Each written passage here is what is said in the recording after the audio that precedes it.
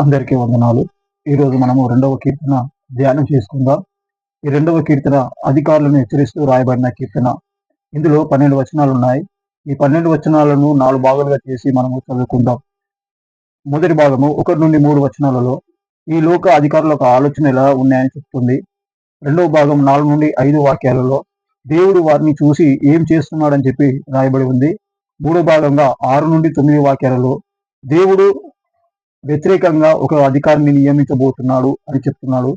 నాలుగో భాగము 10 నుండి 12 వచనాలలో ఈ లోకాధికారులకు మార్పు రావాలని దేవుడు హెచ్చరిక చేస్తున్నాడు.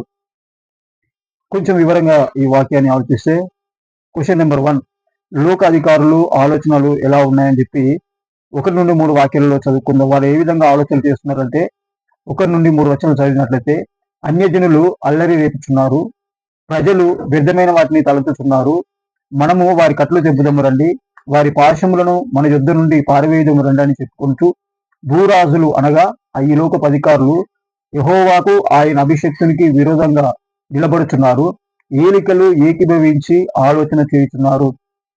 ఈ 3 వచనాలు చూసినట్లయితే వీళ్ళు దేవునికి వ్యతిరేకంగా, సత్యానికి వ్యతిరేకంగా ఆలోచన చేస్తూ ఉన్నారు అని చెప్పి మొదటి 3 వచనాలలో రాయబడి ఉంది. నెంబర్ 2 క్వశ్చన్ ఏంటంటే, దేవుడు వారిని చూసి ఏం చేస్తున్నాడు అని ప్రశ్న వేసుకుంటే దానికి జవాబు 4-5 వచనాల్లో ఏమని రాయబడిందంటే, ఆకాశమందు ఆసీనుడు వాడు నవ్వుచున్నాడు, ప్రభువు వారిని చూసి అపహరించుతున్నాడు, ఆయన ఉగ్రుడై వారితో పలుకును, ప్రచండ కోపము చేత వారిని తల్లడింప చేయను.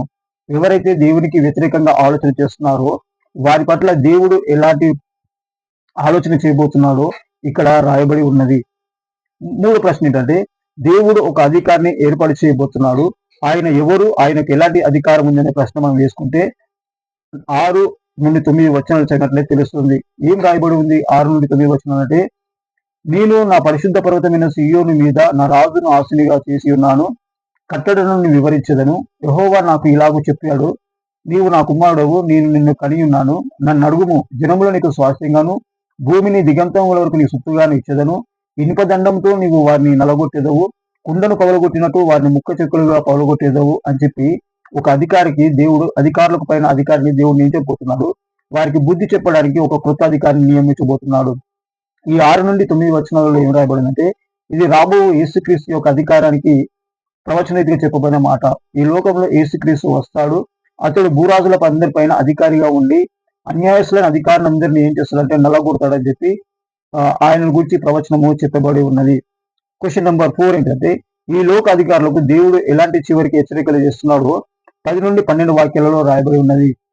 ఈ భూలోక అధికారులు అక్రమమైన ఆలోచన చేస్తున్నారు, వారిని హెచ్చరిస్తూ రాయబడిన మాటలు ఇవి. 10 నుండి 12 వచనాలు చూసినట్లయితే దేవుడు ఏమైనా హెచ్చరిక చేస్తున్నాడు, కాబట్టి రాజులారా వివేకులై ఉండుడి, భూపతులారా బోధనుందుడి, భయభక్తులు కలిగి యెహోవాను సేవించుడి, గడగడ వణుకుచూ సంతోషించుడి, ఆయన కోపము త్వరగా రగులుకోనును, కుమారుని ముద్దు పెట్టుకుని లేని ఎడల ఆయన కోపించును, అప్పుడు మీరు త్రోవ తప్పి నశించెదరు, ఆయనను ఆశ్రయించు వారందరూ ధన్యులు. భూరాజులకు దేవుడు హెచ్చరిక చేస్తున్నాడు, త్వరగా మీరు మనస్సు మార్చుకోవాలి, త్వరగా మీ పద్ధతులు మార్చుకోవాలి, త్వరగా దేవునితో సమాధాన పడి క్షమాపణ కోరాలి, లేకపోతే దేవుని యొక్క ఉగ్రత మీ మీదకి రాబోతుంది. మీరు చేస్తున్న వ్యర్థమైన ఆలోచనలు బట్టి, మీరు చేస్తున్న వ్యర్థమైన మాటలను బట్టి, మీరు చేస్తున్న అనేకమైన అక్రమాలను బట్టి దేవుని కోపం మీ మీదకి రాబోతుంది కనుక మీరు త్వరగా దేవునితో సమాధాన పడండి అని చెప్పి దేవుడు వారికి హెచ్చరిక చేస్తున్నాడు. ఒక మాట చెప్తున్నాను గమనించండి, దేవుడు మనకు మారడానికి అవకాశాలు ఇస్తాడు.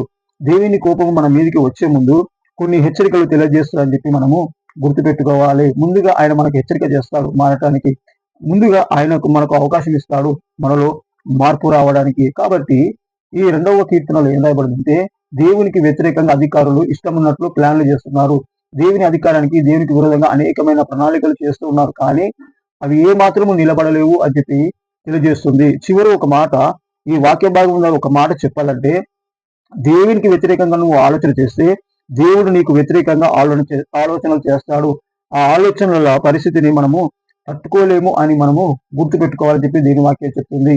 దేవులారా, దేవుని ఆలోచనలు గంభీరములు. ఒక్కసారి దేవుడు డిసైడ్ అయిపోయిందంటే ఆయన ఆలోచనలను, ఆయన క్రియలను తట్టుకోవడం మన వల్ల కాదు. అందుకనే త్వరగా మనం దేవునితో సమాధాన పడాలని చెప్పి దేవుడు ముందుగానే హెచ్చరిక చేస్తున్నాడు దేవుని. కాబట్టి ఈ 2వ కీర్తన ద్వారా మనం తెలుసుకోవాల్సింది ఏంటంటే, అధికారులలో మారు మనసు రావాలి.